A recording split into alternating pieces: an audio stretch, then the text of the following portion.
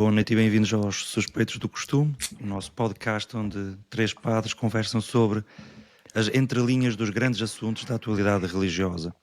E hoje temos uma convidada especial, a Lara, que é natural de Aroca, religiosa da Maria Imaculada, e o tema que escolhemos para esta noite é uma frase retirada de um dos discursos do Papa Francisco na JMJ: ninguém é um número.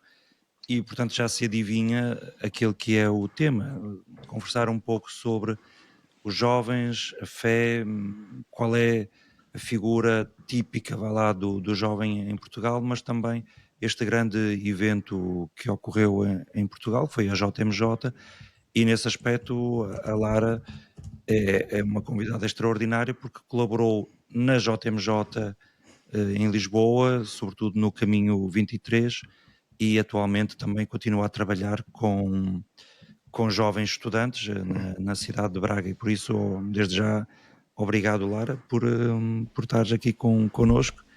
Não é fácil estar no meio aqui de três padres que indomáveis em algumas coisas, assim um bocado espontâneos noutras. Vamos ter que rever esse script, Tiago. Esse texto. Esse texto está assim complicado. Eu não assinei essa parte, eu não me lembro. Eu sei, com certeza. E eu sou suspeita para falar disso, portanto. Então somos 4 suspeitos agora. A coisa boa do nome é que nós não enganamos ninguém. Já está logo assim. Isso é verdade. Isso é Mas verdade. antes de arrancarmos, eu acho que o tempo em que vivemos assim o exige, uma palavra sobre o Papa Francisco, o seu estado de saúde, e por isso passaria a palavra ao Pablo.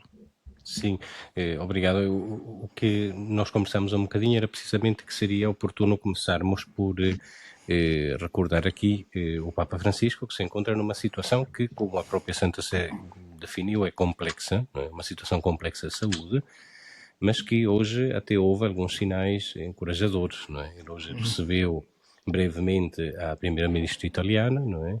E ela, ao sair, ou melhor, o seu gabinete divulgou que o Papa interagiu com ela na visita e que conserva o seu bom humor, não é? O que é um sinal positivo, dado que ele se encontra numa situação que ainda assim é de grande risco, e, portanto temos de facto de unir-nos a ele e de rezar, não é? Pela sua saúde. É uma pneumonia bilateral, não é uma situação fácil para ninguém, muito menos para uma pessoa de idade avançada como ele, não é? Em todo o caso, nós um bocadinho estávamos aqui a conversar que vem mesmo a propósito referir uma página que o Papa escreveu na sua autobiografia Esperança, não é? Que é uma obra extraordinária, não é?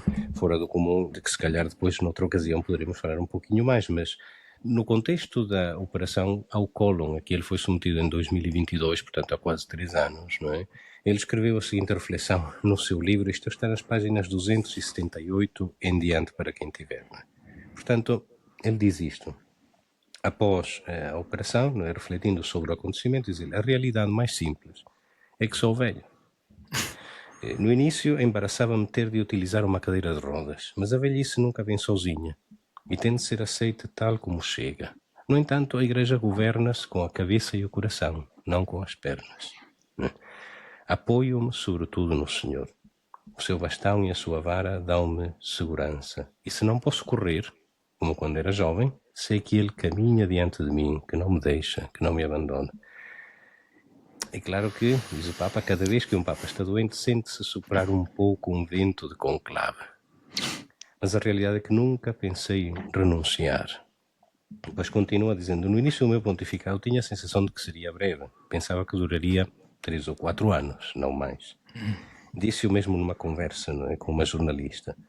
Não acreditava que escreveria 4 encíclicas, todas as cartas, os documentos, as exortações apostólicas, nem que faria todas estas viagens a mais de 60 países. A primeira, ao Brasil, já foi incrível para mim. Foi a primeira Jornada Mundial da Juventude, que ele presidiu, a do Brasil. Já foi incrível para mim, mas sobrevivi. A verdade é que o Senhor é o relógio da vida. Por enquanto, sigo em frente. Em frente, portanto. O nosso tempo é urgente. Quando queres agarrar o hoje, já é ontem. E se queres alcançar o amanhã, ainda não chegou. Estes anos de pontificado têm sido uma vivência de tensão, sempre a olhar além. E, portanto, é esta a nossa atitude diante das circunstâncias de fragilidade que o Papa está a viver. Olharmos para além, pedindo ao Senhor que o conforte, que lhe dê saúde, que nos conceda ainda o ministério do Papa Francisco por muitos e bons anos, não é? Que lhe conceda também diminuir a velocidade um pouquinho. Sim, porque ele está a um ritmo que a todos nós nos custa acompanhá-lo, não é? E que de facto ele tem que preservar um pouquinho essa saúde para continuar a servir a Igreja. Portanto, rezamos muito pelo nosso Papa Francisco, não é? Eu também queria acrescentar 2 ou 3 coisas muito breves. A primeira é que nunca fez tanto sentido aquele pedido que o Papa nos faz constantemente, que é rezem por mim, e acho que é o momento de rezar mesmo e pedir que restabeleça a sua saúde, se essa for, claro, a vontade de Deus, e acreditamos que sim. O segundo ponto é impressionante, digamos, um comentário, pelo menos que me impressionou bastante pela negativa, quase foi passar de uma certidão de óbito ao Papa, quer dizer, quase a dizer, bom, nós já sabemos que é o desfecho neste momento desta passagem pelo hospital. Quase fiquei com a sensação que estávamos, o Vaticano estava numa espécie de regime ditatorial, que o Papa já tinha morrido, só estavam à espera do timing certo para anunciar a morte, quer dizer. E hoje, este é o terceiro comentário, que vou ler também, é da Clara Raimundo, que é uma jornalista de 7 margens, e acho que merece ser lida, é muito telegráfico, mas é dirigido a todos nós, mas diretamente a quem tem esta missão de comentar, que também não é fácil, mas um apelo à calma. Então diz a Clara: calma, sei que as más notícias dão mais likes e audiências, mas a verdade é que o Papa está a melhorar. Como jornalista, como católica, como ser humano, custa muito assistir a esta ânsia de matá-lo. É forte, mas enfim, infelizmente é aquilo que parece que às vezes está a acontecer quando ligamos a televisão. Por isso, o Senhor da vida, não é? Não somos nós, né?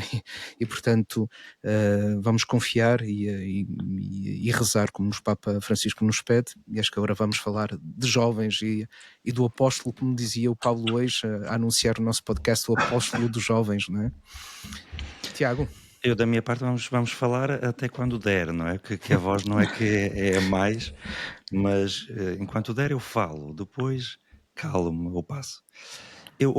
O ponto de partida também desta reflexão é de um artigo publicado na revista Brutéria deste mês de fevereiro, do jesuíta Nelson Faria, que no fundo esteve na base até da ideia desta nossa conversa, intitulado Comunidades Empoderadoras, uma resposta aos desafios da juventude.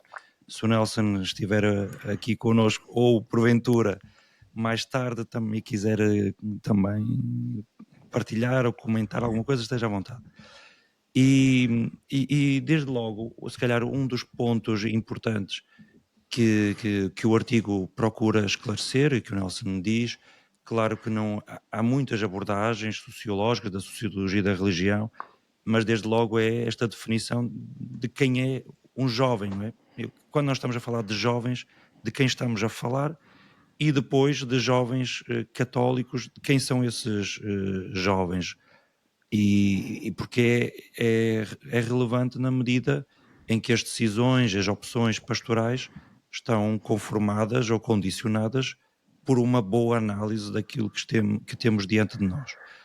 O artigo o que diz, em primeiro lugar, que os jovens são aqueles que têm entre 15 a 34 anos e, portanto, 21% mais ou menos da população.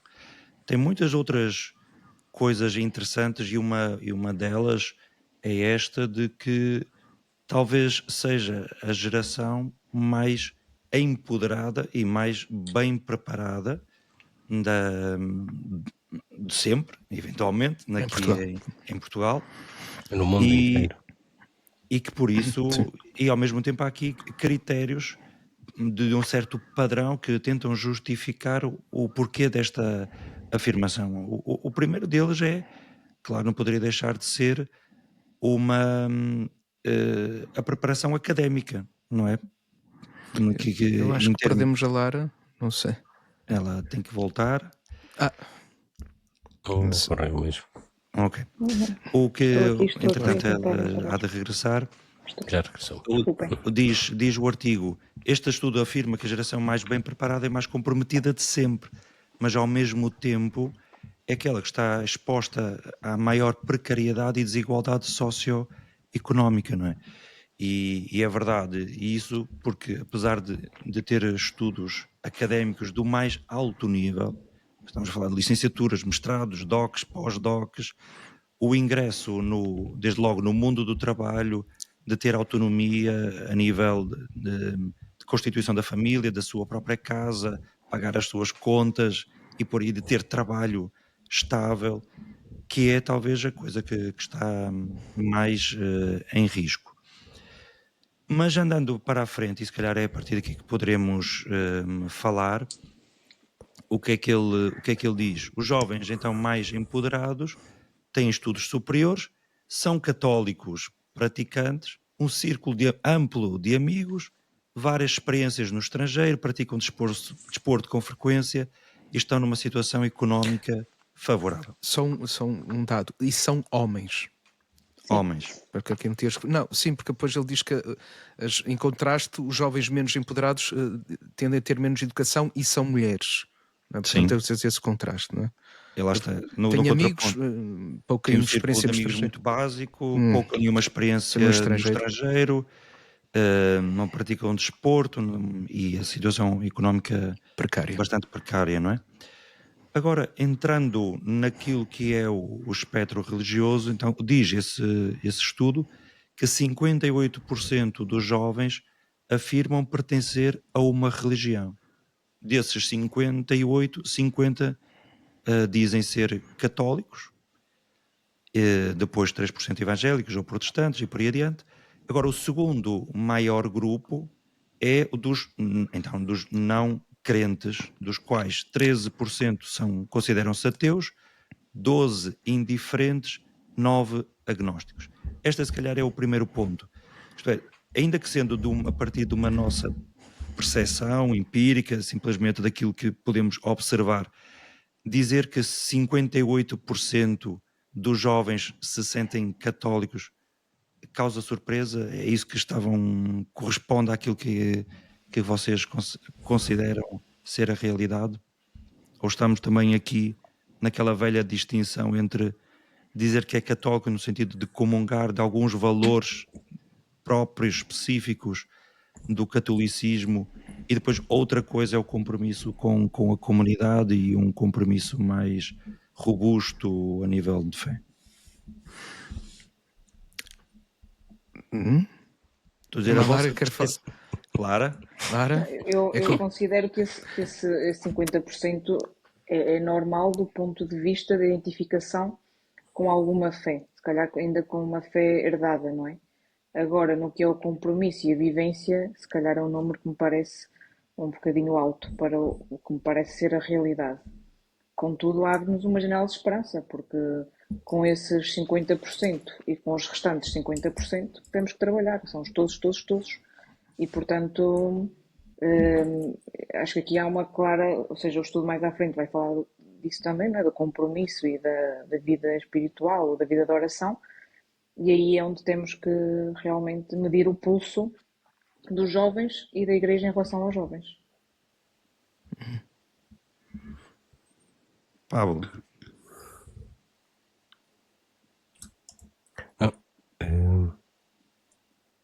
Por um segundo deixei de ouvir, mas a impressão que me dá de facto um pouquinho, como dizia a irmã Lara, é que uma coisa são os dados de caráter mais sociológico, outra coisa é a realidade com que nós, a partir do nosso ponto de vista, isto é, do local onde estamos situados no nosso espaço, não é? Nos encontramos com a realidade. Eu penso que nenhum de nós, enfim, posso estar enganado, mas nenhum de nós, dos 4 que aqui estamos, poderá dizer que 54% dos jovens que conhece vivem uma experiência cristã, não é? Poderíamos, se calhar, dizer que mais do que 54% ainda são batizados. mas que 54% dos jovens que nós conhecemos vivem uma experiência cristã, pelo menos não é a minha experiência, não é? Portanto, os dados de caráter sociológico nem sempre refletem depois aquilo que são os parâmetros daquilo que nós consideramos vida cristã. E vida cristã significa, entre outras coisas, não só a participação eucarística dominical, que é, no entanto, em termos exteriores, um dos sinais mais significativos, mas é depois um conjunto de práticas individuais de caráter cotidiano que se esperam de um crente. Ou seja, a oração pessoal, né, a integração comunitária e o carisma ser fermento na massa. Isto é, de que na escola, na universidade, no mundo do trabalho, dentro da família, com os amigos, etc., são uma presença de evangelho. Que não significa necessariamente estar a falar sempre de Jesus e da igreja aos outros, mas tomar opções de vida que são inspiradas pelo evangelho. Claro. E ali, se calhar, de facto, há uma distância entre aquilo que são estes dados, não é? E aquilo que é a experiência real, penso eu, da maior parte dos jovens que nós conhecemos, não é? Sim, eu ia acrescentar aqui uma coisa, um dado, que é, portanto, este estudo é de 2021. Entretanto, passaram-se 4 anos, e 4 anos neste momento é muita coisa. E passou-se a pandemia. E sim, é verdade, e temos também a pandemia, portanto acho que seria necessário também compreender o que é isso de 58%, acho que é de jovens que são católicos, não é? Pois a experiência e aquilo que nós vemos nas nossas assembleias, nas nossas igrejas, eu falo pela Igreja dos Congregados,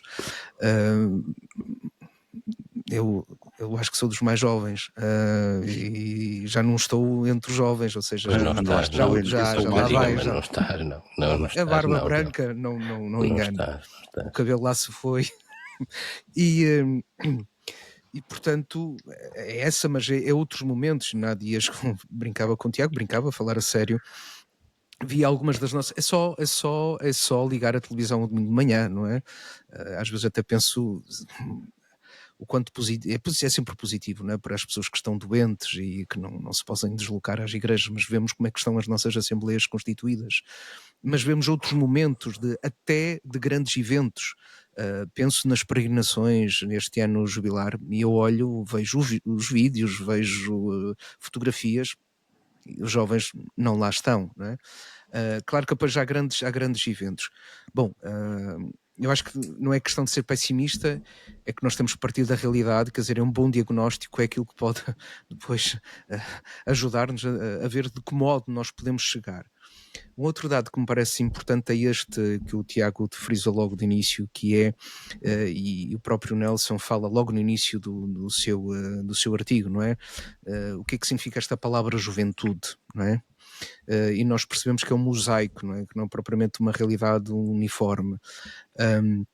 Portanto, nesse sentido, o artigo também ajuda a perceber isso e a perceber a geração que ele fala da geração Z, que é uma geração que está já, enfim, onde a realidade digital, ou seja, cresceu no ambiente digital. Ele fala daqueles que são crescidos entre 1995 e 2010, e que moldou significativamente o seu desenvolvimento, não é? E eu creio que noutro momento já tínhamos falado, se não foi no nosso podcast ou nas nossas conversas que não eram públicas. Quando eu lembro perfeitamente disto, quando tive de ler os relatórios síntese do sínodo, portanto, havia uma grelha de leitura e era de preparação depois para o encontro que aconteceu em Frascati, para o documento para a etapa continental. Depois houve sete assembleias continentais. Eu lembro-me que escrevi a determinado momento numa das grelhas, ou na grelha, ou num relatório, isto: Roma, we have a problem. E tinha a ver com jovens. O que era? Era que da Ásia à África, a Europa, não é? Leste e Mediterrâneo, era sempre referido que os jovens, portanto, havia uma dificuldade numa relação com os jovens, não é? Portanto, da igreja com os jovens e dos jovens com a igreja. Era absolutamente notório em todos. E acho que isso também teve muita influência, quer dizer, aquilo que é o zénite da comunicação, não é? Da globalização, que são as redes sociais, não é? Portanto, que de alguma forma até cria uma certa uniformidade, não é? dentro na forma de pensar, de olhar o mundo, não é?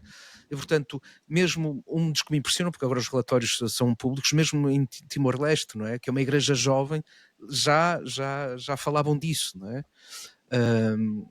Portanto, para a Igreja é um grande desafio neste momento a questão, digamos, a nossa relação com os jovens e dos jovens com a Igreja e bom, quer dizer, esse também é o objetivo deste podcast, quer dizer, problematizar também e ver que caminhos é que se podem fazer. E há momentos estávamos a falar com a irmã Lara por exemplo, da Jornada Mundial da Juventude e deste projeto Caminho 23 e também da experiência que a irmã Lara tem com jovens universitários já em Lisboa, não é? Também estava numa residência universitária, que em Braga está também numa residência universitária.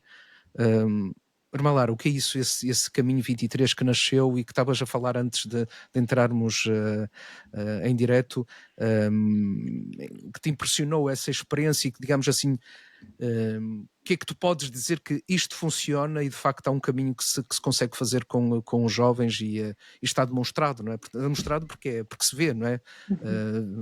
Viste, ouviste e portanto podes testemunhar. Sim, o Caminho 23 no fundo era um dos departamentos da jornada, que era aqui responsável pelas relações nacionais e internacionais, portanto, nacionais com a rede igreja junto de todas as dioceses do país e internacionais junto de todas o que era conferências episcopais, relação com os bispos, relação com as congregações e movimentos, o projeto Igrejas Irmãs que visava apadrinhar jovens de países que nunca tinham participado na jornada e que não tinham condições económicas para tal, não é? E, portanto, dinamizava um conjunto também de ações junto das comunidades para promover a própria jornada e a participação na jornada, não é? E, portanto, o que eu encontrei foi a equipa mais jovem da jornada, porque realmente, quando nós falamos de uma jornada mundial da juventude, falamos num evento, não é? A maioria das pessoas viveu o evento jornada, mas houve um processo que conduziu à jornada e houve um processo que também foi desenhado para que a jornada não fosse um evento, mas fosse um processo. E, portanto, aí se calhar às vezes perdemos um bocadinho essa vivência do processo, porque na semana estávamos todos entusiasmadíssimos, não é? Quer dizer, nós estávamos mais cansados, mas o resto do pessoal tudo muito entusiasmo e viu aquilo tudo com muita beleza, mas o antes e o depois pode ficar descuidado. E não por intenção de quem prepara isso, porque isso foi preparado através das catequeses do Rise Up, dos vários encontros que foram sido feitos, das preparações, quer dizer, houve várias coisas que levaram aí. Mas a mim o que mais me impressionou foi o compromisso destes jovens para trabalharem na igreja, com a igreja, para a igreja. Porque o meu grande amigo Sebastião, por exemplo, despediu-se para trabalhar para a jornada. E, portanto, deu ali 2 anos da sua vida à jornada. Certamente remunerado, mas imagino que se tivesse permanecido no seu trabalho anterior, teria muito melhores condições, não é? E como ele, tantos outros jovens. Agora, também é interessante perceber que no Caminho 23 éramos a maioria muito jovens, mas também havia as lideranças fortes, não é? Que conduziam e ajudavam a pensar. E a jornada foi também um bocadinho, ou seja, tinha profissionais, não era só feita, não é? Como agora vamos lembrar-nos de fazer isto e vamos fazer isto, não é? Tinha profissionais, tinha equipas que ajudavam. Mas o que mais me impressionou de tudo isto da jornada foi o compromisso dos jovens com o que é a sua vida espiritual e que isso era realmente o centro de tudo o que nós fazíamos. Nós começávamos todas as reuniões com uma oração. Ao meio-dia tínhamos o anjo, tínhamos missa diária e eu via aquela capela, tinha sempre alguém a rezar. Possivelmente procuravam ali também algumas soluções ou alguma intercessão para discernimento e também via um capelão disponível para os jovens. Portanto, Padre Léo, que é o capelão da jornada, que estava ali para ouvir os jovens que o procurassem. E outros tantos padres, porque cada departamento tinha um padre responsável, que também iam tendo esta atenção e este cuidado para com os jovens. E nunca, nem nos momentos de maior aflição, ali pré-jornada e propriamente na jornada, isto desapareceu. E, portanto, a oração foi sempre o que moveu a jornada. Claro que houve problemas, houve dificuldades de comunicação, houve chatices, quer dizer, houve tudo isso, não vamos dizer que não. Tudo correu bem quando o Papa diz foi a jornada mais bem preparada de sempre, eu penso assim, como é que terão sido as outras? Como é que seriam as outras? Não é? Do ponto, quem vê de fora vê sempre de um modo diferente. Sim, não é? Mas quer dizer, este compromisso dos jovens, que muitos deles puseram a sua vida, não é pôr a vida em pausa, não é? Mas dão realmente um ano ou dois da sua vida para isto. E isto dá frutos. O Caminho 23 tem, que eu saiba, já 2 jovens em caminho de consagração, alguma outra jovem em caminho de discernimento vocacional, 2 seminaristas, casamentos, filhos, portanto, quer dizer, isto sentia-se mesmo. E permaneceu também entre nós uma amizade, que é fundamental. Esta certeza da oração de todos uns pelos outros, não é? Tentamos reunir-nos, se não for mais pelo WhatsApp, mas também tentando ir acompanhando as vidas. E isto é que eu creio que é fundamental para a Igreja de hoje, é este acompanhamento, não é? Falávamos isto também antes, nestas comunidades empoderadas, certamente haverá gente que tenha que ter a missão de acompanhar os jovens. E os jovens também a responsabilidade de deixar-se acompanhar em transparência e sinceridade. Porque isso depois determina uma presença diferente e determina uma vivência da própria fé muito diferente, não é? Este viver acompanhadamente, quem sou, como dizia o Pablo, não é? Isto tem depois que se ver também no ambiente profissional, no ambiente de estudo, entre os amigos, nas noites que saímos, no enterro da gata, tem que se notar, não quer dizer que a gente não cometa excessos, porque todos cometemos, não é? Mas este saber-se acompanhado e saber que há alguém com quem eu posso contar e em quem posso confiar e que me ajuda e me guia mais a Jesus e a ser mais como Jesus, acho que é fundamental. E por isso também fico contente que neste momento na própria Diocese de Braga acho que há 6 pessoas a fazer a Escola de Acompanhadores em Lisboa e já é um sinal de esperança. Fala para a desta própria escola de Diocese. acompanhadores. Como é que é esta escola? Qual é o objetivo? Como é que... Esta Escola de Acompanhadores é uma iniciativa da Diocese de Lisboa, também há esta iniciativa em algumas congregações religiosas, em Salamanca, mas também esta iniciativa é um sonho do Departamento Nacional da Pastoral Juvenil, que ainda não saiu do papel. Lisboa propôs isto e como a Diocese de Braga tinha muito interesse também, na Pastoral Juvenil, a Diocese de Braga tinha muito interesse em conseguir oferecer isso a toda a gente, mas a quem se mostrasse interessado, lançamos a proposta à Diocese de Lisboa e a Diocese de Lisboa aceitou e, portanto, nós temos, penso que são 6 pessoas neste momento a fazer essa escola e, portanto, dedicam uma segunda-feira à noite da sua vida num processo formativo e creio que 3 ou 4 vezes por ano tem um encontro de um fim de semana, não sei se é em Leiria, se é em Lisboa, não é? Mas também para partilharem e aprofundarem. E são pessoas também que vão ter que iniciar um processo de acompanhamento pessoal, porque só quem é acompanhado pode acompanhar. E, portanto, claro. esta é a dinâmica, não é? Que sejamos também assembleia de acompanhados e de acompanhadores ao mesmo tempo. E eu acho que este é um elemento decisivo,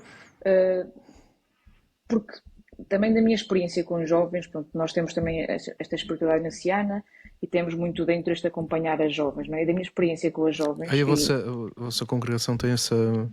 Não Sim. desconhecido. Sim, okay. nós hoje até estamos a celebrar 75 anos da beatificação da nossa fundadora, que também já foi canonizada, mas Vicenta Maria tinha mesmo este interesse, não é? E ela tem algumas propostas para as religiosas, uma delas é oferecer experiências de bem às jovens e, portanto, estas experiências de bem passam sempre pela experiência de exercícios espirituais. E nós todos os anos propomos às jovens a experiência de exercícios espirituais, prévia preparação, logicamente. Não é? Mas então também para começarmos uma dinâmica de acompanhamento e de acompanhar a vida. E uma das coisas que mais gozo me dá é estar com as jovens, falar com elas e percebendo, não é? E tentando ajudar e empoderar. E neste sentido eu percebo, quer dizer, agora mesmo só tenho jovens imigrantes dos Palopes. Timor, Moçambique, Angola, Cabo Verde, Guiné. Mas os anseios das jovens são os mesmos. Portanto, falamos da geração Z, e certamente é uma geração hiperconectada, não é? Mas as perguntas pelo sentido da vida e as respostas que querem encontrar partilham esse ambiente comum de todas as gerações. A forma como nós temos que chegar a elas, acredito que não seja igual, não é? Mas são... As questões essenciais são iguais. Portanto, nós até tivemos capítulo provincial em dezembro e havia uma irmã que dizia, não, nós não estamos preparadas para estas novas questões, e é verdade. Mas também Que não novas podemos... questões é que tu estás referes? Nós, nesse contexto concreto, falava-se desta hiperconectividade, falava-se das questões de género, não é, das vivências sexuais, pronto. Mas nós também não podemos esperar estar preparadas para acompanhar, porque nós nunca vamos estar preparadas, porque cada dia é um desafio diferente. E eu acabei de vir do hospital, né, que tive que acompanhar uma jovem no hospital, e portanto, todos os dias, isto é uma novidade. E quando nós nos abrimos à novidade e pedimos a intercessão do Espírito e um bocadinho de razão e preparamos também para, através do conhecimento e destas leituras que podemos ir fazendo, do confronto com outras pessoas que sabem mais do que nós, não é? Ou ouvir podcasts, por exemplo, também é um meio para tentar chegar mais ao que, onde os jovens estão, não é? E há outra preocupação que eu tenho mesmo na igreja, não é? Quer dizer, falamos do sexto continente, falamos das redes sociais como um lugar teológico, mas de que maneira é que a igreja habita e quer habitar isto? Eu tenho um bocado de, não sei como é que é de dizer, tenho um bocado de receio do TikTok, não é? Porque o que vejo no TikTok de padres e freiras assusta-me imensamente. Quer dizer, imensamente, quer dizer, eu Ainda bem nem que abro, que existe é para não os ver. suspeitos do costume para equilibrar. Equilibrar a coisa. Mas ao mesmo Não, tempo é verdade. não te sentes entusiasmado com o que vês no TikTok? Não é o Não conceito vejo de nova muito, evangelização. procuro nem ver, não é? Procuro nem ver, que Eu é já para não pensei ficar. começar a usar outra vez uma batina e fazer assim os vídeos fora com as coisas mais inesperadas deste mundo e abrir uma conta no TikTok. De certeza que a coisa dava. Não, mas ao mesmo tempo a pergunta é esta: como é que conseguimos chegar aos jovens nestes ambientes? Mas agora mesmo em Portugal temos a Missão País, que quer dizer que se calhar confirma estes números, não é? Mas será que é uma confirmação só na semana? Ou como é que depois se faz a vivência em todo o ano até ao Sim. próximo abrimos inscrições e o site tem panca e ninguém consegue inscrever-se? Temos em Espanha, que também é um movimento que já está a chegar a Portugal, o Zacuna. Mas podemos perguntar-nos como é que essa vivência depois se traduz no compromisso social com os irmãos mais desfavorecidos, não é? Ou isto é tudo uma emotividade e as músicas muito bonitas? Ou estrearam agora, semana passada, um filme e já foi vencedor de, não é?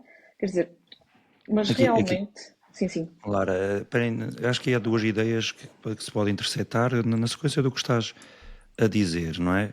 A primeira tem a ver com, até tenho estado a reler os textos do Armando Mateo, sobretudo aquele primeiro livro, A Primeira Geração Incrédula, onde em síntese o que ele afirma é que aquela geração nascida nos anos 80, 90, fruto de um elo que se quebrou dos seus pais para com os seus avós, não é? Daquele cristianismo de herança em que os pais começaram a seguir por outros caminhos e portanto eles são devedores desse elo de quebrado, mas onde em síntese ele diz, ok, esta geração nascida por essa altura não tem nada contra Deus, não tem nada contra a Igreja, simplesmente foi aprendendo a viver sem Deus e sem a Igreja. Portanto, não há uma hostilidade, também não há aquela indiferença consciente, quer dizer que os seus caminhos foram andando por outros lados.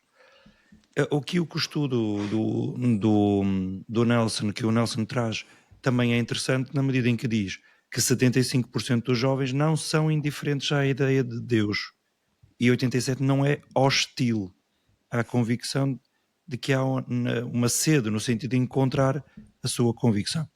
Ou seja, acho que ambos se entrecruzam dizendo que não, a geração dos jovens, ainda que nós dizemos, ok, não os vemos, mas não necessariamente são contrários à ideia de Deus ou contrários à Igreja. E por isso é que parece-me interessante o que estavas a afirmar, este caminho, vá lá, de uma certa personalização, do certo e não ter fórmulas mágicas e abstratas para todos, mas um caminho um pouco mais lento que corresponda ao caminho em que cada um deles está.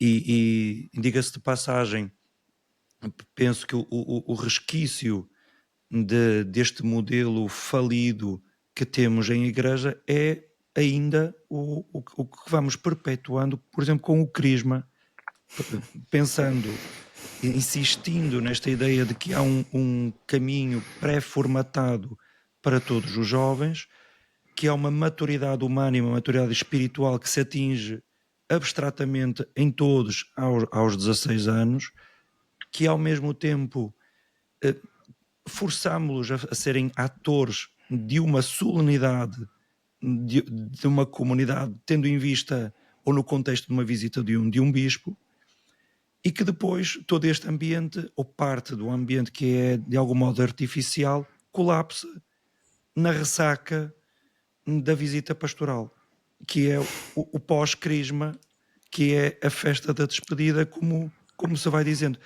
Mas há essa consciência, há esses dados... Festa de despedida de cristão. Dos cristãos... Não é festa de despedida de solteiro. Não, é para comer festa de despedida. Lá, Freudiana. Não, desculpa, que, com certeza, para que nos entendermos. Com certeza. Que mesmo se tendo consciência disso, e não são necessários grandes estudos, porque estão à vista de todos, mas vamos quase esquizofrenicamente perpetuando este modelo, não é? Esta proposta aos jovens. E por isso também para todos, Lara, era a pergunta que também já nos fizemos, se a JMJ, sendo um evento e um grande evento, e é importante que também eles existam, seja a JMJ ou outros, para manifestar que há a juventude católica que também está viva, mesmo a de Lisboa, sabendo que, acontecendo em Lisboa, o grupo português não era o mais expressivo numericamente, mas ainda assim robusto. Mas fica sempre esta pergunta, não é? Como a Lara dizia, da passagem de um evento ou de um grande evento, se esse evento é reflexo da realidade dos jovens em Portugal, ou se pelo menos foi trampolim, escola, para uma reforma ou uma abordagem diferente em termos pastorais em relação aos jovens. Eu considero que aqui também há que contextualizar, não é? A jornada como evento deixou muita gente cansada, muito cansada. Os líderes que tiveram a organizar nas dioceses ficaram muito cansados. E depois disto assistiu-se naturalmente à troca de equipas e, portanto, há que dar tempo também, agora aos que chegam de novo, de montar a tenda, não é? E tentar animar. Ao mesmo tempo, eu sei, mesmo aqui na própria Diocese de Braga e noutras dioceses, que a jornada deu lugar a uma coisa bonita, que é criar grupos de jovens, que são estas comunidades empoderadas que o Nelson também nos fala, não é? Agora, eu desconheço o percurso catequético e, portanto, o que eu posso dizer, que acho, não sei se o percurso catequético faz isto ou não, mas parece-me que não, o que eu acho importante é que nós tenhamos a capacidade de ensinar os jovens a rezar. Porque os jovens precisam de assumir esse compromisso com si mesmos, com a Igreja, com Deus e com os outros, de uma vida de oração, de discernimento e de cuidado interior. Porque sem isso, então, é espetáculo. E pomos um fogo de artifício e ficamos todos, que bonito, mas não passamos daí. E, portanto... Lara, deixa só fazer este inciso. O tal estudo diz que 41% dos jovens em Portugal nunca rezam. Por isso, né? Depois diz, uma porcentagem de 35% vão à missa. Como se isso fosse rezar. Eu fui à missa há muito tempo, porque os meus pais iam, eu também ia. Pronto, eu estava lá ali à espera que passasse a hora, não é? O padre, nessa altura não havia o Papa Francisco, as homilias de 8 minutos, então aquilo às vezes era mais desesperador, não é? E portanto, eu não posso dizer que é a mesma coisa. Agora, posso dizer que há muitos jovens que participam na Eucaristia e que têm esse momento como um momento de oração forte e de encontro com o Senhor. Agora, as nossas catequeses, o nosso percurso catequético, as nossas atividades têm que ter essa primazia. Mas este fim de semana, cá em Braga, houve uma peregrinação dos jovens como preparação para o jubileu, para isto não ser só um evento, não é? E participaram 300 jovens.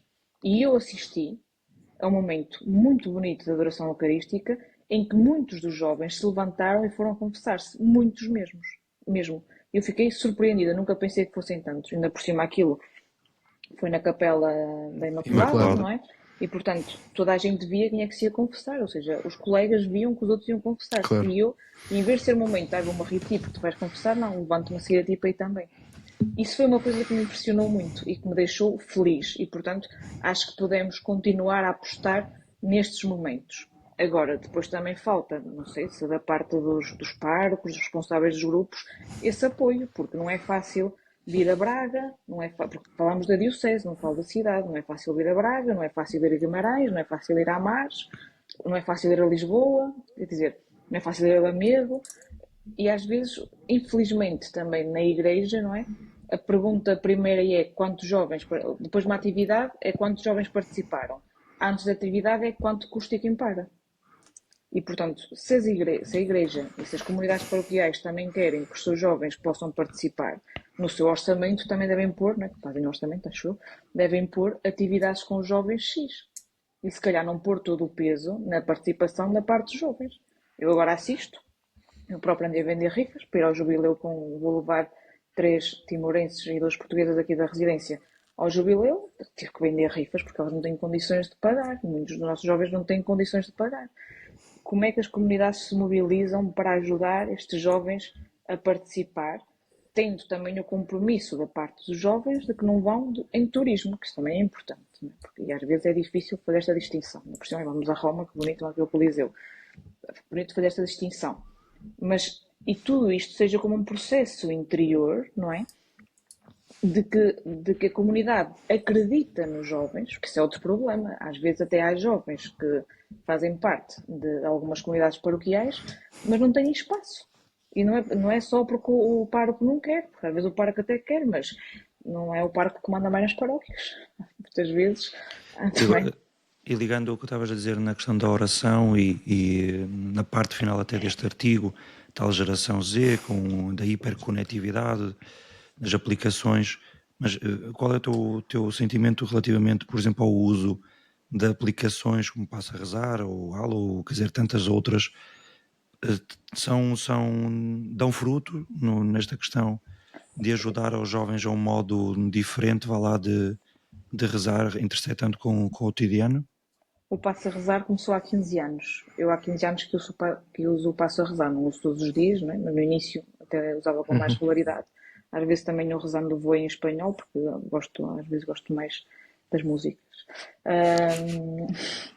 Mas eu acho que tudo o que for estas aplicações de qualidade devem ser promovidas junto dos jovens para utilizarem. Pronto, agora assim de repente nem me estou a lembrar de mais nenhuma portuguesa, mas algumas espanholas que tenho e que vou usando e vou propondo.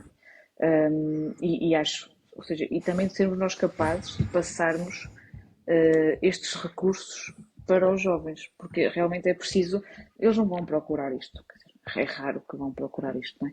Mas nós podemos, eu sempre que acompanho exercícios espirituais, não é? Sugiro no final 2 coisas muito importantes: o exame de consciência diário, segundo a espiritualidade naciana, e o Passo a Rezar como uma ferramenta que eles podem utilizar, um recurso que podem utilizar, caminho à faculdade.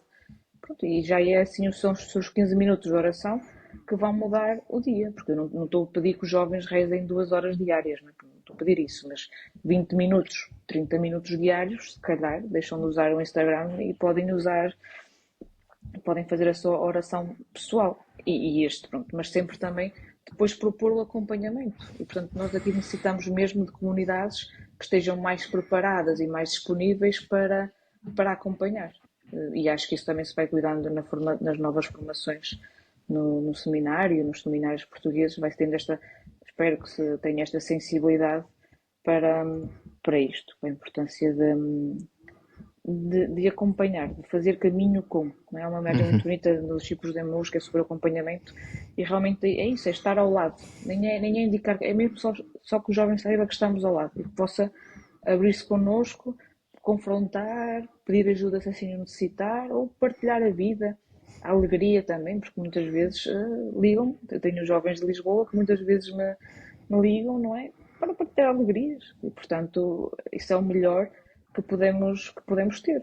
É que os jovens saibam que também podem partilhar connosco tanto a tristeza como a alegria, não é? Portanto, isso é importante. Mas já agora estamos aqui no ano da esperança, da tua experiência na JMJ, quais foram assim os gestos, atitudes que assististe que te deram mais esperança. Eu acho que essa abnegação e a entrega pela Igreja para um projeto comum que queríamos muito que fosse bom para os jovens, não é? Que nem era para mim, era que fosse bom para os jovens, o podermos trabalhar culturas diferentes, gerações diferentes, em conjunto, e esses momentos de encontro que realmente, que era uma coisa também que no artigo aparece, né, que agora os pais cada vez mais supervisionam os espaços de contacto pessoal, não é? Mas nós ali na jornada realmente, porque comíamos juntos, rezávamos juntos, estávamos juntos, este encontro, esta presença real, favorece muito depois estas vidas intersetadas que não se separam mais. E eu acho que esse é o motivo maior de esperança. E depois sermos capazes da paz, não é? Quer dizer, apesar das opiniões, chegar ali um momento que até há um murro na mesa ou tens que fazer. Eu achava uma coisa interessante, porque eu, como era irmã, porque eu sou irmã, não é? Às vezes os jovens tinham assim algum receio de me dizer as verdades, não é? Ou seja, eu tenho que trabalhar, e irmã, já está, não é? Eu estava ali como voluntária, mas tinha que trabalhar, tinha a reunião do PMU e eu era péssima para o azul e essas coisas todas. Então, irmã, o que é que fez? Não sei o que, mas tenho que fazer. Eu via que estavam constrangidos, não é? Mas ao mesmo tempo não deixavam de exigir. E eu acho que isso, ou seja, esta geração também é muito exigente com o trabalho, não é? Com o trabalho e com as relações, e portanto também não podemos dar qualquer coisa, porque eles são mesmo exigentes. E se não encontram em nós, vão procurar noutro sítio. É verdade, eu quase que me esquecia. Na JMJ houve ali um momento especial, não é? De um encontro imediato com o Santo Padre, uma foto icónica que da Lara entregaram uma caixa. Que caixa era aquela? Surpresa. Foi uma grande graça, ou seja, nós na jornada tivemos também pela primeira vez o ensemble com jovens de todo o mundo, ou seja, não eram jovens, nem eram profissionais bailarinos ou da dança ou do mundo das artes, mas foram jovens de todo o mundo que se candidataram para participar como voluntários específicos, não é? E, portanto, acho que fazia parte do processo de recrutamento que escrevessem uma carta ao Papa. Depois de cada carta retirou-se um parágrafo, a parte que se considerava, e construiu-se toda aquela carta que foi lida ao Papa com os anseios e as esperanças dos jovens, comuns a todos os países. Ou seja, a solidão, o bullying, a falta de esperança, a falta de recursos económicos, a tristeza, a depressão, também a alegria do encontro. Todos esses aspectos são comuns e transversais à juventude ou às juventudes, como queiramos dizer. E no fundo, depois, essas cartas foram depositadas na caixa e eu entreguei essa caixa ao Papa com todas as cartas. Agora, eu tive 2 ensaios e o Papa faltou aos ensaios, portanto, aquilo foi só no momento, não é?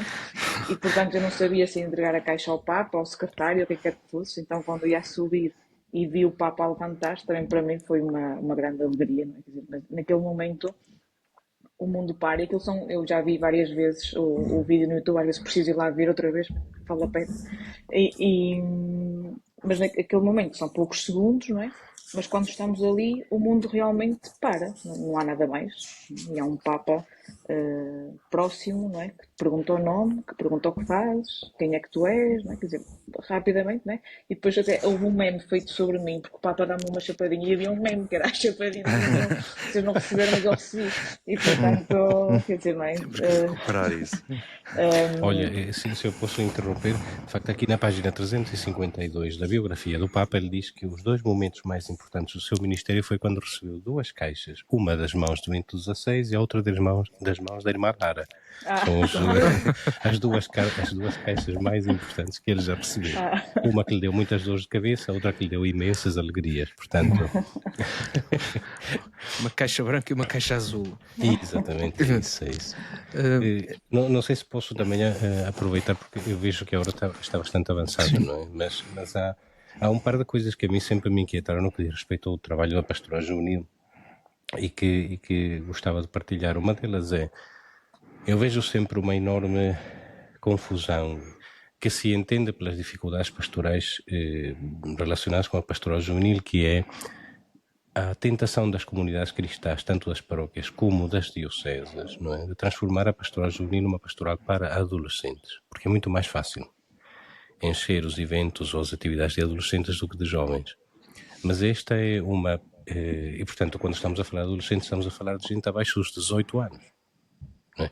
A pastoral juvenil destina-se, sobretudo, não é, a quem está já na fase de fim da escolaridade obrigatória, ou pelo menos 12º ano. Não é?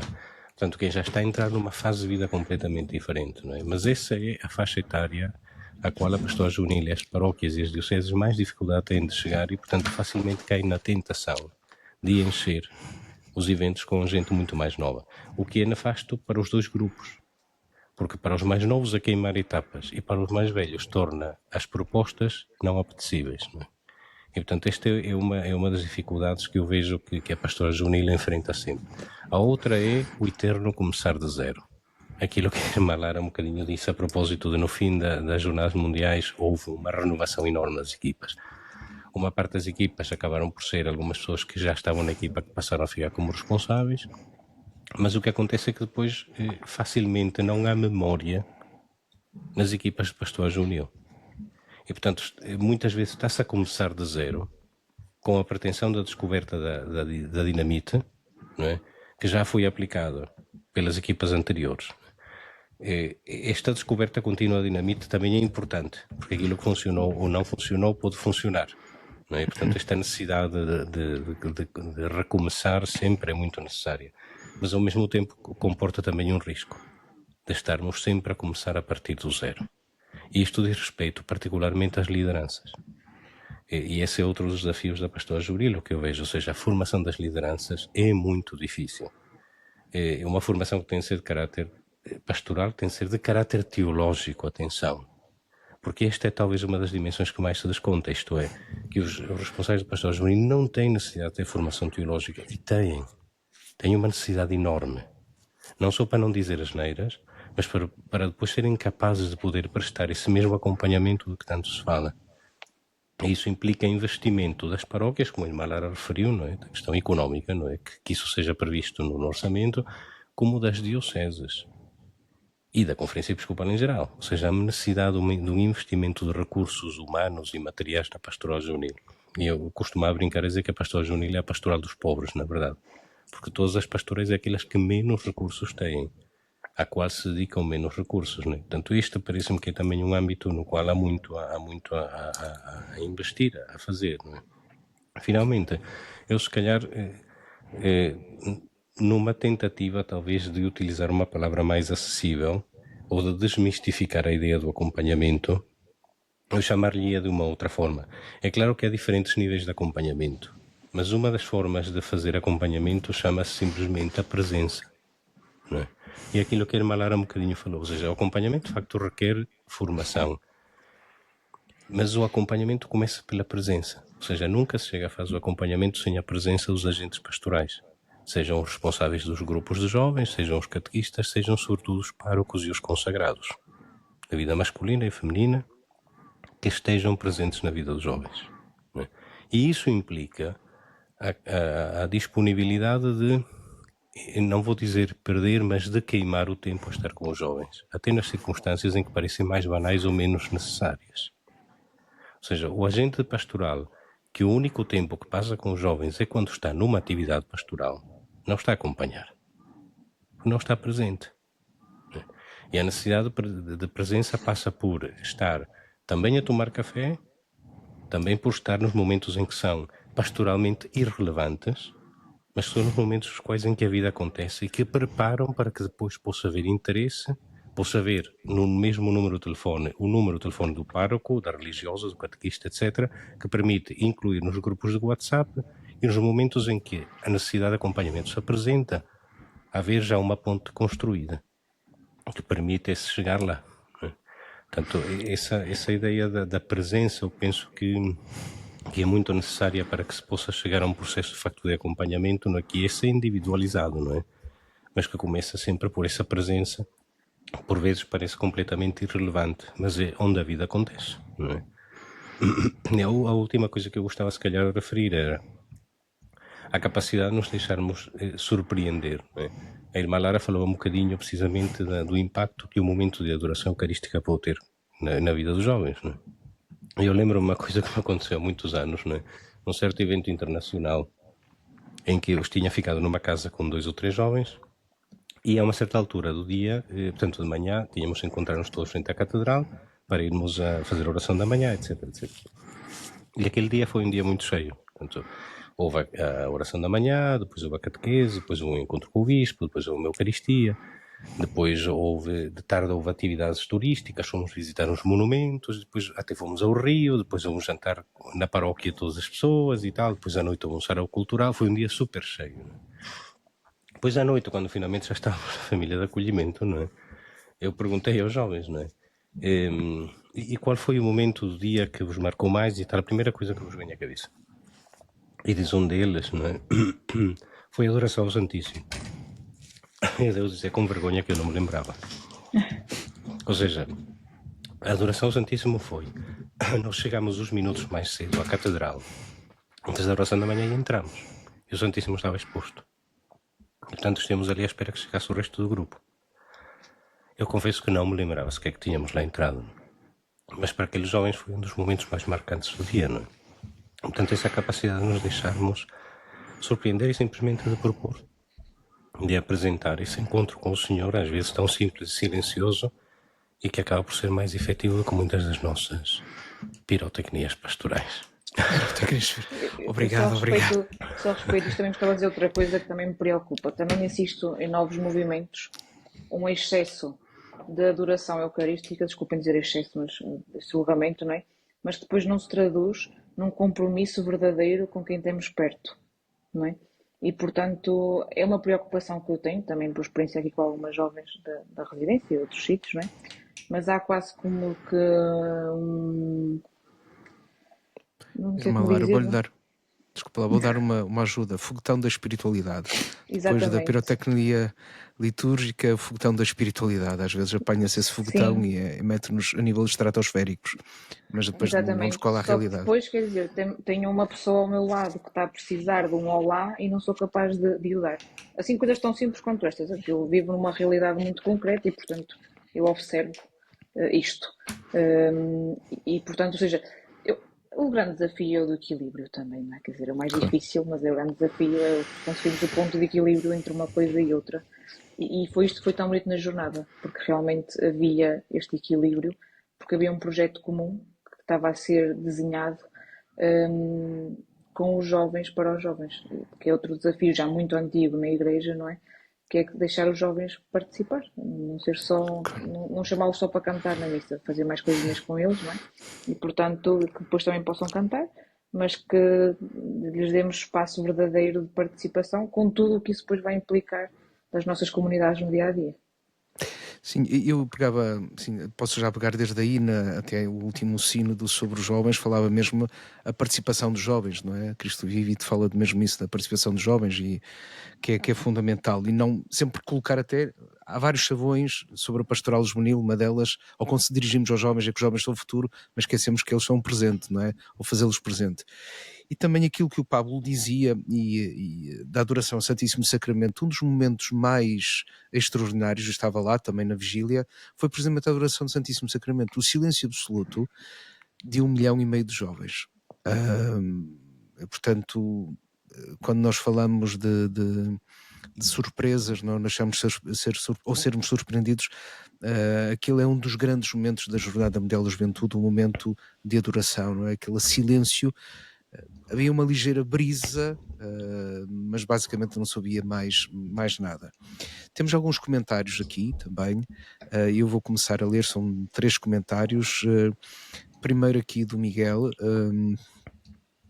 a dizer que a irmã Lara tocou num ponto focal em relação à oração e à necessidade de oração entre os jovens, pois a oração, diz Miguel, é um momento de reflexão e diálogo com Jesus Cristo, e as paróquias têm que dar uma maior abertura aos jovens e aos seus ideais.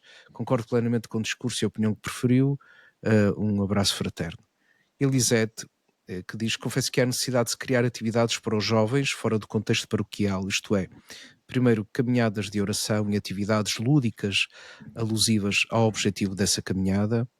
Segundo, proporcionar caminhadas interparoquiais. Terceiro, proporcionando encontros interdiocesanos, encontros entre jovens onde partilham experiências e vivências. E quarto, atividades culturais às nossas igrejas, para através da arte se familiarizarem mais com o que é deles a igreja. Tanto que se pode fazer, não precisamos de esperar por uma Jornada Mundial da Juventude e os jubileus, eles necessitam deste tipo de encontros entre eles.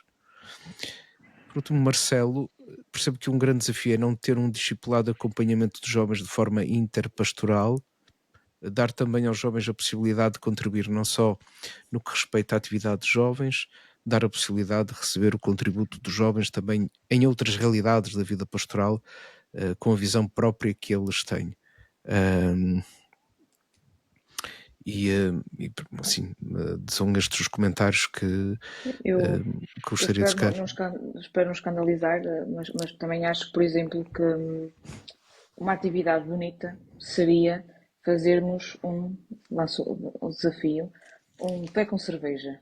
E, portanto, juntar fé cerveja, com cerveja. Eu percebi cerveja, o resto é que não percebi. Fé com cerveja, fé com cerveja. Ah, fé com cerveja. Ai, fé com cerveja. E, portanto, não é? Já vamos ir, Mar, mas já vamos não é, ir, mas continua.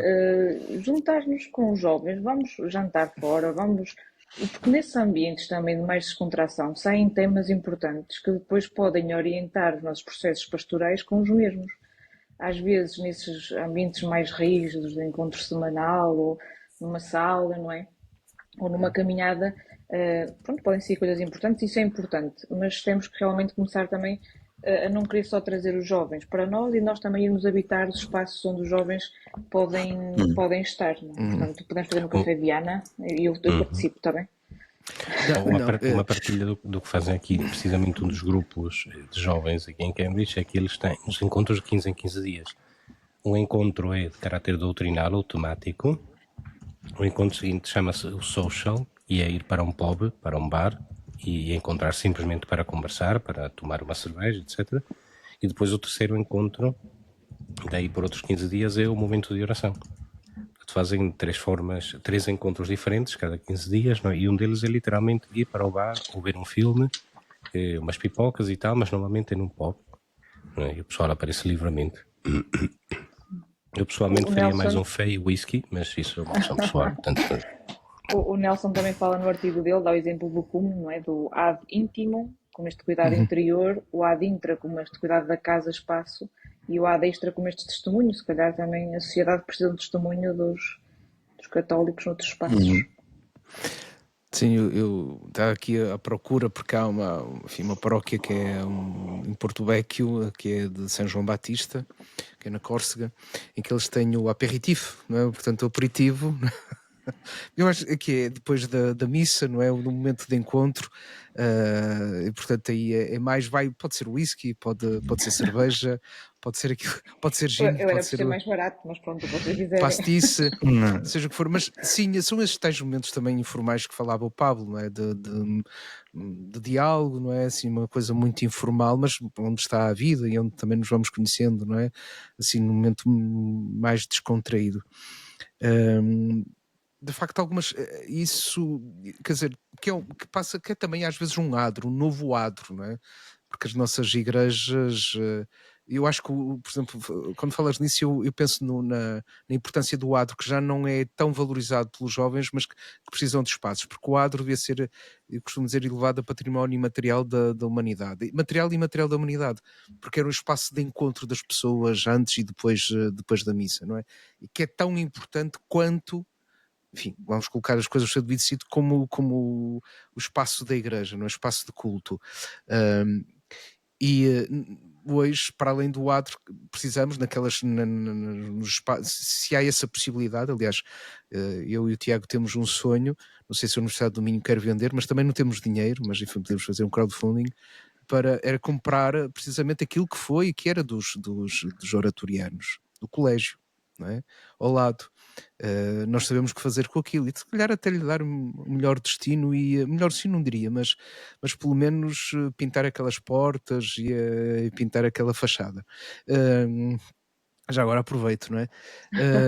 Mas pronto, é da Universidade do Minho, fazem o que podem, não é? Não tem nada, e aliás é uma boa colaboração, são muito bons vizinhos, e É importante também dizê-lo isso, mas sabia o que fazer ali, que seria um bom espaço interessante do ponto de vista pastoral. Bem, Tiago, Pablo, não sei. Tiago está no comando, mas está. Não, eu já te passei o comando porque eu estou comando é meu. afónico. Não sei se há mais alguma questão. Olha, eu queria só mesmo dizer, apenas para referir às pessoas, que alguns dos recursos de que falamos eu coloquei no chat, portanto o Passo a Rezar, o Hallow, Sim. o iBreviary, o site do Secretariado Nacional de Liturgia, são várias sugestões que as pessoas depois podem procurar, não é? Algumas delas online em termos de páginas online e outras das apps mesmo, com os vídeos, como os ficheiros áudio, como a Passo a Rezar e o Hallow.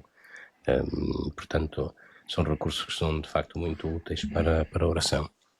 Tem uma questão, irmã Lara, que tem a ver com esta pastoral universitária e sobretudo se calhar uma faixa etária, mais se calhar uma etapa da vida. Eu parece-me que no fim da licenciatura ou do mestrado, para muitos jovens ainda não estão muito bem definido, ou não está muito bem definido o futuro.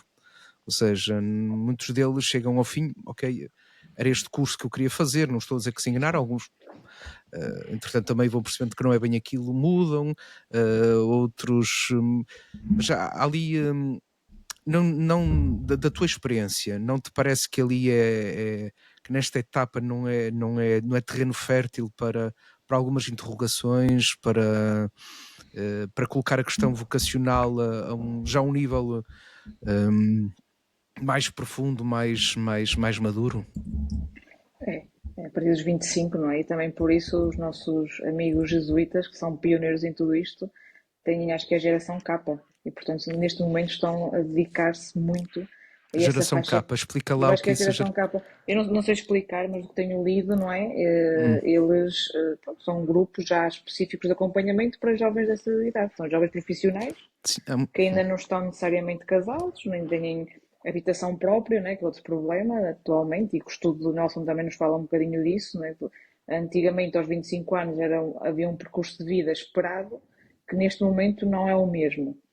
Felizmente, também hoje, o que me parece é que um curso não dita o futuro, né? Porque com as startups e todas estas volatilidades empresariais, eu começo numa consultora, vou para outra, depois vou para outra empresa, quer dizer, ando aqui a ver o que é que me dá mais dinheiro, mais satisfação, mais felicidade, no fundo, não é? Mas sim, e aí nós temos que saber colocar a pergunta, e a pergunta que temos que fazer aos jovens é: para quem é a tua vida? Certo. Ou seja, Para quem sou eu? Para quem sou eu? E houve também este congresso enorme em Espanha, não é? Para quem sou eu? Um apelo vocacional onde tiveram 3.000 pessoas a participar. E eu gostava que em Portugal pudéssemos pensar alguma coisa parecida na nossa pastoral vocacional. E depois também eu acho, estava aqui a ouvir antes e estava a pensar, também se calhar o nosso um desafio que nós temos é não encasilhar as pastorais, não é? Mas fazê-las interligar-se mais. Porque a pastoral juvenil tem que ir de mão dada com a vocacional e universitária e com a catequese e com o ensino, quer dizer... Desculpa lá interromper-te, mas aí vem uma outra questão que eu uma altura coloquei e depois alguém ficou muito irritado nessa altura, já lá vão alguns anos. Lá estamos nós outra vez com a mesma questão, que é, nós temos a pastoral juvenil, a pastoral universitária, quer dizer, mas tudo isso não é pastoral, podemos dizer que é pastoral vocacional. Que no fundo a grande questão que se coloca é precisamente para quem sou eu, não é? Percebo que se tenha que depois já uma coisa são jovens, outra coisa são adultos, mas acho que no fundo a pastoral é sempre pastoral vocacional, é sempre esta resposta, digamos, àquilo que Deus nos pede, não é? A eleição daquilo que Ele elege para nós, não é? Procurar, encontrar, já agora em termos inacianos, e eleger a vontade de Deus. Eu acho que a pastoral vocacional tem que atravessar todas as outras pastorais. Não sei qual é que é o modelo ideal, não é? Sei que não é um modelo de separação. Tem que ser sempre um modelo de convergência e de interação entre pastorais. Mesmo, sei lá, na Diocese de Braga. É uma diocese onde acontece muita coisa e acontece muita coisa ao mesmo tempo.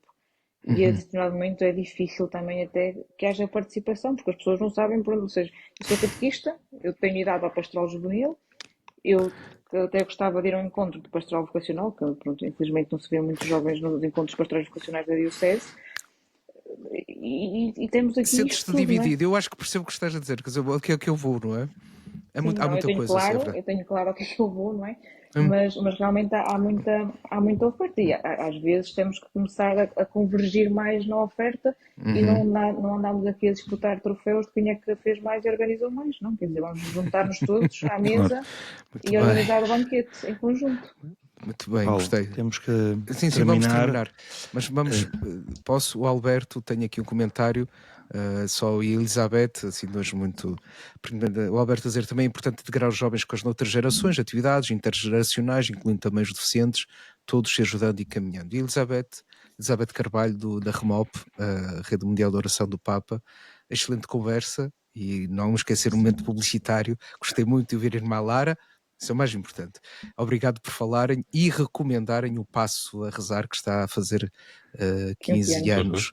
Olha, e agora até se junta nesta iniciativa intergeracional de avós e netos, portanto, as famílias, não é? Portanto, isso é importantíssimo. E também em relação ao comentário do Alberto, saiu também agora, acho que vai ser apresentado na Diocese de Braga, não sei, mas nós tivemos no Conselho Nacional da Juventude em Aveiro e foi-nos apresentado o livro para a integração de todos, acho que é serviço catequético também, não é? Com todos os desafios que ainda existem para a integração das pessoas com necessidades especiais. Eu queria precisamente referir, o Alberto é um padre da Ordem de São João de Deus, precisamente, portanto, religioso com uma longa experiência, precisamente, de trabalho no âmbito das pessoas com necessidades especiais e portanto, obrigado ao Alberto também por acompanhar o programa e participar. Não sei se... Sim. Terminas, Tiago? Termino. Primeiro, para agradecer, antes de mais, à Lara a oportunidade que nos deu de estar aqui connosco. O tema, por um lado, é apaixonante, por outro lado, não é fácil, sobretudo se alguém vinha à procura de soluções e respostas mágicas, talvez leve ainda mais perguntas, e nunca foi nosso objetivo, acho que é mais também de partilhar aqueles que são os nossos pontos de vista, as nossas experiências, para a partir daquilo que é a partilha de cada um de nós, não é? Que enriquecermos mutuamente, que também é esse o objetivo das nossas conversas. Depois, dizer que já temos encontro marcado para o dia 6 de março e coincidiu de convidarmos também uma outra pessoa. Já queríamos já muito trazê-lo, mas a questão dos horários não vai ser desafiante, porque é com o Padre Nuno Lima, um missionário da Boa Nova, que o ano passado foi nomeado o pároco na Catedral de Osaka, Japão. E portanto vai com o desfazamento horário, mas aceitou estar connosco e vamos tê-lo aqui. E por isso, sim, muito obrigado a todos. Eu queria dizer que, de facto, aquela bebida que enviámos ao Tiago para limitar o tempo com que ele conseguia falar funcionou muito bem. Portanto, ele ficou sem voz a maior parte do programa, o que é ótimo. Eu, por sinal, também bebi um bocadinho dessa bebida, não devia ter bebido e, portanto, também quase fiquei sem voz a um certo ponto, o que nos ajuda muito bem a controlar o tempo e a darmos mais à nossa convidada especial, a irmã Lara. Muito obrigado, muito obrigado. Obrigada eu. Muito obrigado, Lara, por teres aceito o nosso convite e acho que podemos terminar com um bom apelo, que é rezarmos pelo Papa Francisco, pelas suas melhoras, não é? E boa noite a todos.